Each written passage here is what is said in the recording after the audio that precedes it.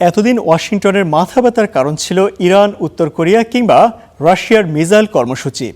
তবে এবার মার্কিন গোয়েন্দা সংস্থার নজর পড়েছে পাকিস্তানের উপর। যুক্তরাষ্ট্রের ন্যাশনাল ইন্টেলিজেন্স ডিরেক্টর তুলসী গ্যাবার্ড সতর্ক করেছেন যে ইসলামাবাদের দূরপাল্লার মিসাইল সক্ষমতা এখন খোদ আমেরিকান ভূখণ্ডের জন্য হুমকি হয়ে উঠতে পারে। 2026 সালের বার্ষিক থ্রেট অ্যাসেসমেন্ট পাকিস্তানকে কৌশলগত উদ্বেগের তালিকায় রেখেছে যুক্তরাষ্ট্র। ইরান, উত্তর কোরিয়া আর রাশিয়ার স্থলে এবার যুক্তরাষ্ট্র চিন্তিত পাকিস্তানের মিসাইল কর্মসূচি নিয়ে। মার্কিন গোয়েন্দা প্রধান তুলসী গ্যাবার্ডের সাম্প্রতিক এক প্রতিবেদনে উঠে এসেছে তোলপাড় শুরু করা এমন তথ্য।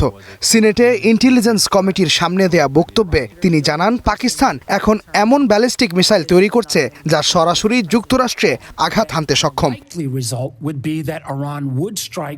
এতদিন ইরানের পরমাণু বা মিসাইল কর্মকাণ্ড নিয়ে ব্যস্ত থাকা যুক্তরাষ্ট্র এবার পাকিস্তানের উপর কড়া নজর দিচ্ছে। গ্যাবার্ডের মতে 2035 সালের মধ্যে বিশ্বজুড়ে মিসাইল মজুদ 16,000-এ পৌঁছাবে, যেখানে পাকিস্তানও অন্যতম প্রতিযোগী।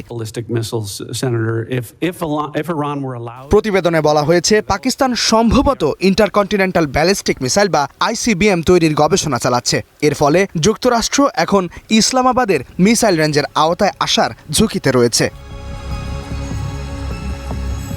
ওয়াশিংটনের এমন দাবি অবশ্য সরাসরি প্রত্যাখ্যান করেছেন যুক্তরাষ্ট্রের নিযুক্ত পাকিস্তানের সাবেক রাষ্ট্রদূত জলিল আব্বাস জিলানি। তিনি বলেন, পাকিস্তানের পরমাণু ডক্ট্রিন মূলত ভারত কেন্দ্রিক এবং এটি কেবল আত্মরক্ষার জন্য।